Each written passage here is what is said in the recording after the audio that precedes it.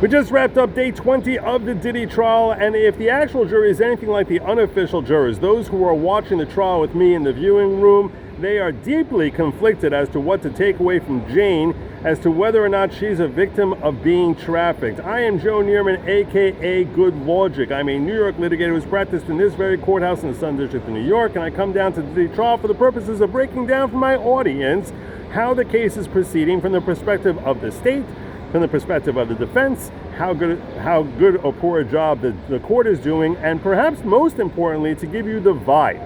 Let you get a feel for what people are taking away from what is unfolding in front of them, because I think that's highly reflective as to how the jury is likely feeling. And I'll tell you right now, the opinions that I've heard about Jane are very divergent and very deeply felt, where it seems as if Jane, that many feel very definitively that she's a victim of being trafficked, and others say straight out that woman was not at all trafficked. Let me break down for you perhaps why that is, and it should lead us to conclude that the actual jury is likely to spend a great deal of time debating over this third charge of the 5 charges brought against him, which is 18 U.S.C. 1591, sex trafficking Jane.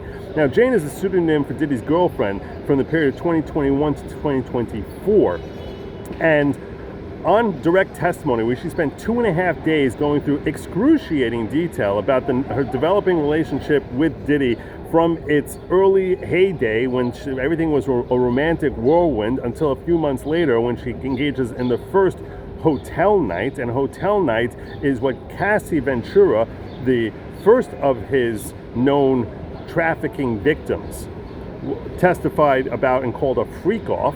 So Jane refers to those as hotel nights, and those are extended sexual marathons where the woman is performing with another male entertainer, male performer, porn star, whomever, while Diddy watches and directs and often videotapes the events.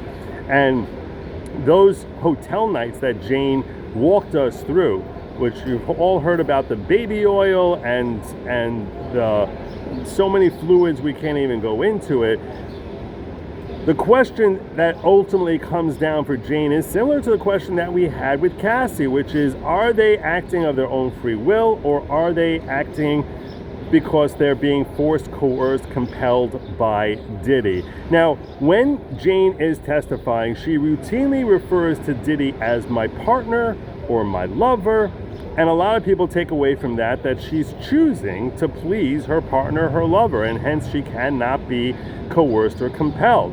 Whereas other people are saying no, that he's holding the money, that he's inducing her with drugs, that he's at one point or another blackmailed her near the end of the relationship, but certainly not at the end, that he ended up actually beating her and choking her before having her engage in a hotel night a couple of hours later. And they look at that as clear signs of her being compelled. The other form of there being force or compulsion is in the form of fraud in the inducement. What do we mean by that? Well, she talked a lot about the fact that she would engage in a hotel night so that they would then afterwards go on a yacht or go on a cruise or go to this place or that place, and that never happened. And the state wants us to believe that he was intentionally trying to deceive her for the purpose of getting her to do it, and that he was basically acting fraudulently with her, and that should qualify as compulsive or a basis for the compulsory element in the charge of 18 U.S.C. 1591 sex trafficking.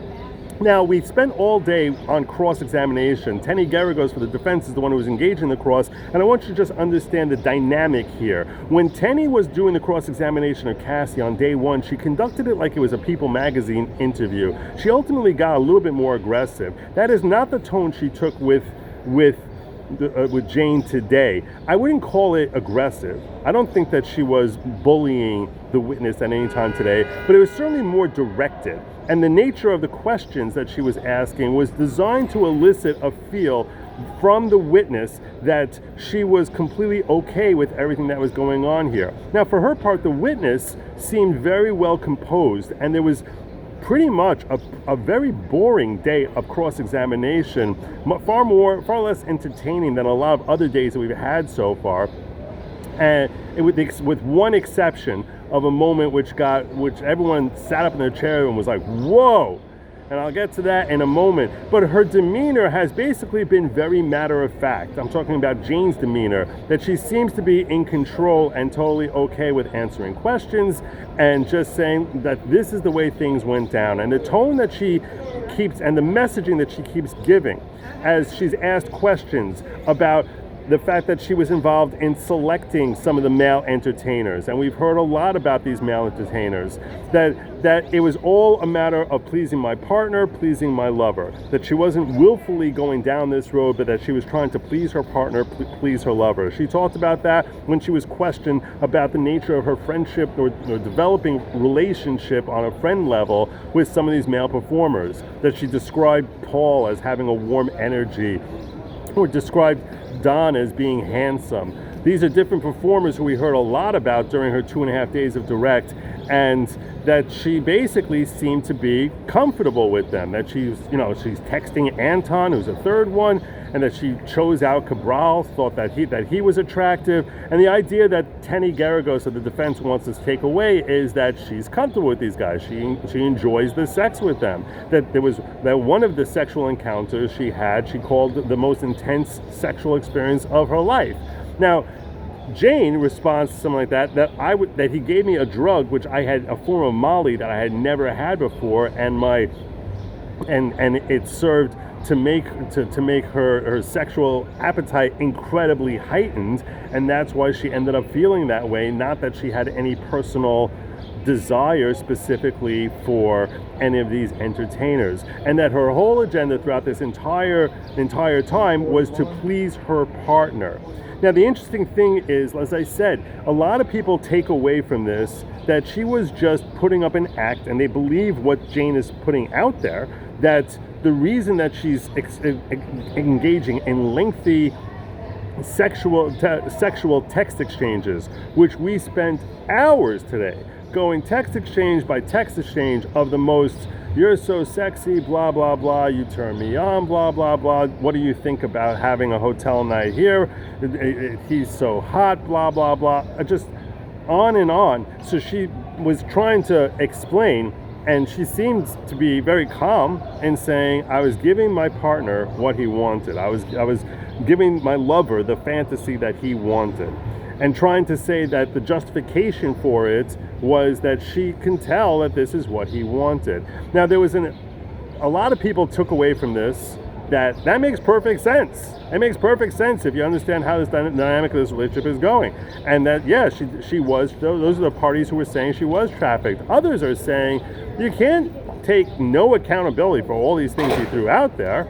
There's got to be some sort of accountability. And it leads me to conclude that we're likely going to see a very conflicted jury, specifically over the third charge of the 5 charges brought against Diddy, the 18 U.S.C. 1591, sex trafficking as it relates to Jane. I think they're likely to be very conflicted with very strong opinions as to she was definitely trafficked or she was definitely not trafficked. But I really want to get into the terse exchange, which was the one exciting moment of testimony today. There was a point in time where one of the issues which would develop a fight between Jane and Diddy was about the fact that she felt she had been compartmented into this type of role of serving as his pleasure zone toy, and that she wanted to be a girlfriend, and that the only reason she was doing this whole type of performance was to spend quality time with him. And she would occasionally see things in gossip magazines or on Facebook or whatever, that she would get notifications about other girlfriends of his who were getting what she deemed to be quality time. And she defined quality time as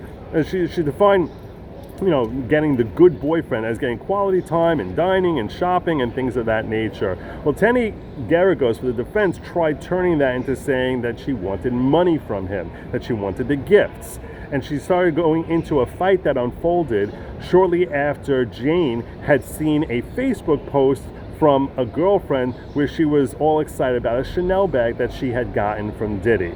And then she goes through the text exchange that came out of that, where Jane gave a pretty insightful breakdown where Diddy had started off by saying how he missed her, and she's like, you don't miss me. You miss the performance I'm able to give you, but whatever, you do whatever you want, and go off and lay around with whoever it is that you want.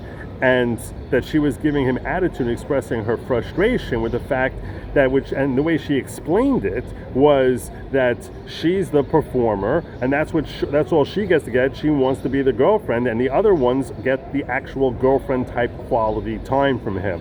So Teny said to her, so you didn't get a Chanel bag? And Jane responded, no, I got trauma. Everyone was like, whoa! And then she started asking her about different bags, trying to say that she got a different bag, I think it's called a bodega bag or something, and asking her how much a bodega bag costs, and she said a lot less than my body. So that was the one scuffle between Jane and Teny Geragos during the entire cross-examination today. A few moments after that Jane asked to have a break and things settled back down. But it was, like I said, it was excruciatingly long. And much of the time, I personally, when I was watching this, I was like, I don't know what we're getting out of this.